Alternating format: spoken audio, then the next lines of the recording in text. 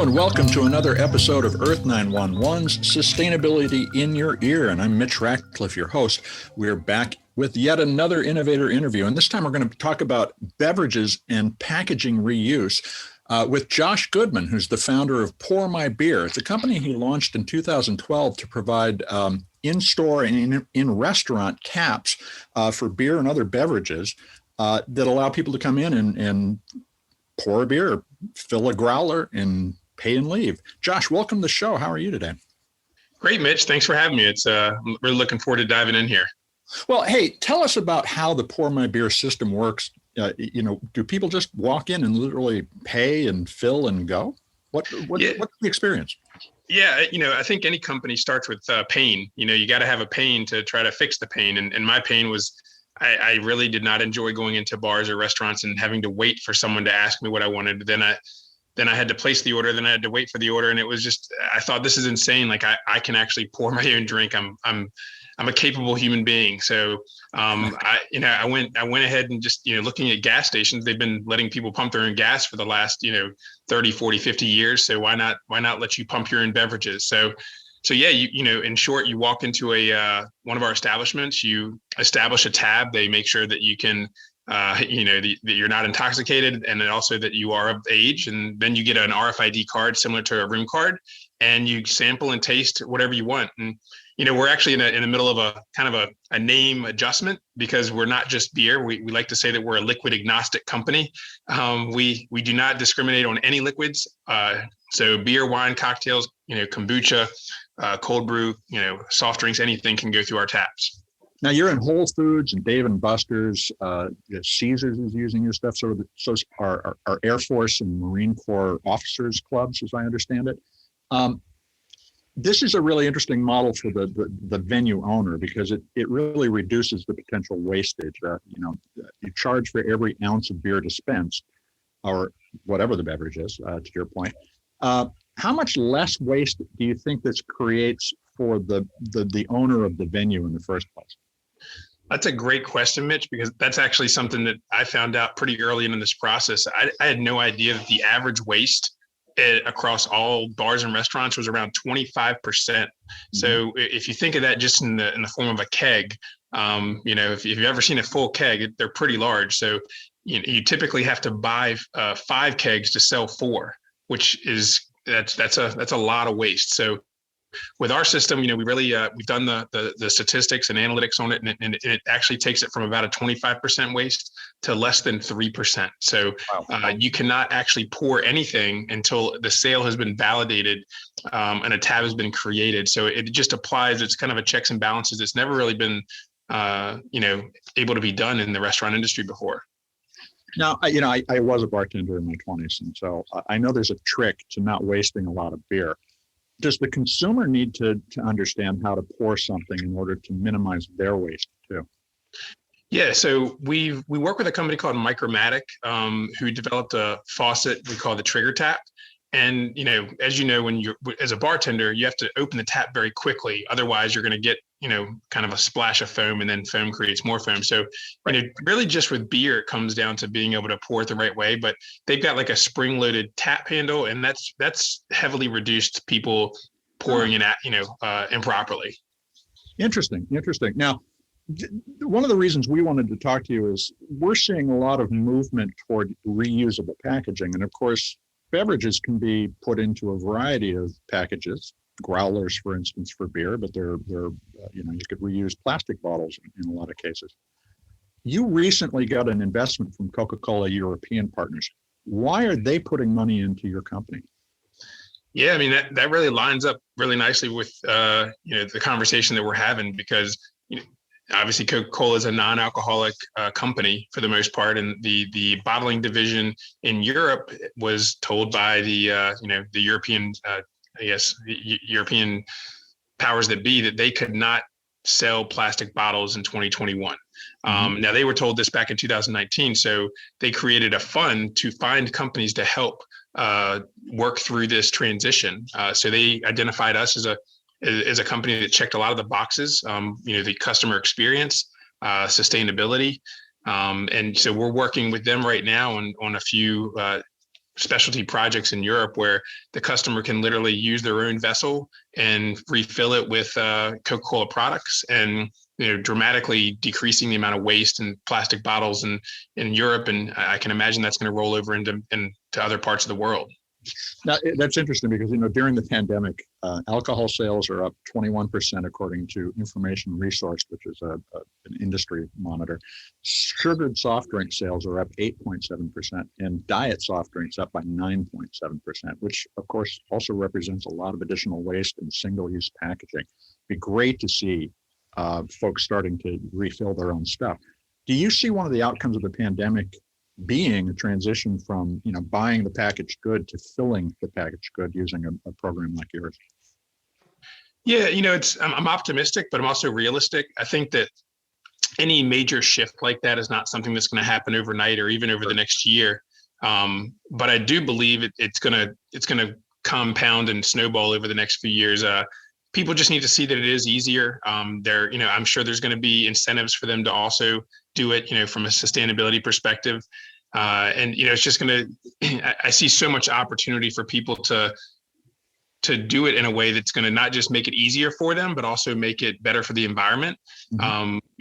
Just some of the projects we're starting to work on are in amusement parks and some festivals. And when you think about how much trash is created from a festival or even just a day at the amusement park, if we can dramatically reduce that by 20-30%, it's going to be undeniably the way that things need to go, because trash is not a good thing. If we can prevent the plastic bottles and the one-time use type situations, I'm going to go all in on that, and that's what Coca-Cola is going to try to help us do as well.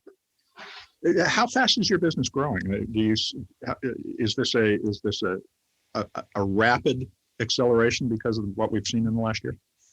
Yeah, I feel bad saying this, but last year we actually had our best year ever, which 2020 is not something many people that are in the hospitality industry can say is their best year ever. But sure. It was. We had I think people realize that it is not only a more efficient way, but we also have some other factors. It's kind of like that perfect storm where minimum wage is going up and the margins are getting thinner in the hospitality industry. So we're the obvious choice to allow your business to run more efficiently. And I think the initial concern was, you're going to lose that human touch. But I would argue with our technology, you actually get more of a human touch because you have people that are typically kind of behind a physical bar, whereas now the bar has been taken out of the equation and they can interact and have conversations and, say, hey, would you like to try my favorite drink? It's on tap 24. Let me know what you think. And if you like that, I can take you over to another section of the bar. But it's just changed the whole experience. But yeah, we are growing. As any leader, you always want to grow faster than you currently are. But we've doubled the size of our team in the last 4 months, and I see us continuing to add team members as the year progresses, and we start getting some of these projects with Coca-Cola out in the mainstream. It's just I do see a snowball effect coming, and it does give me a good feeling to know that I'm actually helping the environment as well. With the sustainability aspect of it. Well, let me ask a couple of safety-related questions. And you mentioned this earlier, but how does the venue, the retail staff, prevent somebody from over-consuming when we're talking about alcohol? I had to become a certified paralegal person when I entered this whole kind of idea of starting this business by going to every state's liquor board and understanding what their liquor laws were. And it is kind of crazy. United States, every state operates a little bit differently, different language, different rules. But the overall kind of theme is that they don't want people to have access to more than 2 drinks.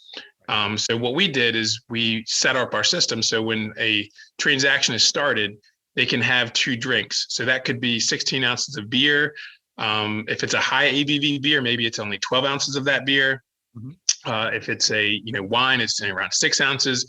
And every product in our database has a profile. So even a cocktail may be 4 or 5 ounces versus 6 or 8 ounces, really just based off of the alcohol content.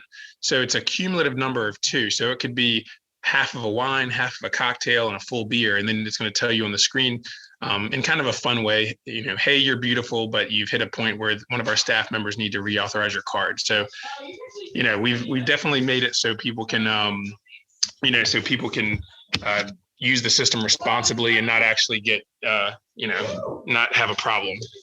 Interesting. Now, the other safety issue, and the pandemic has underscored this, if you're reusing, say, a cup at an event like a music festival, the actual contact between the liquid and what was in the cup from the previous drink might be a vector of infection. How do you help minimize that? Does the system have to be sterilized between each use?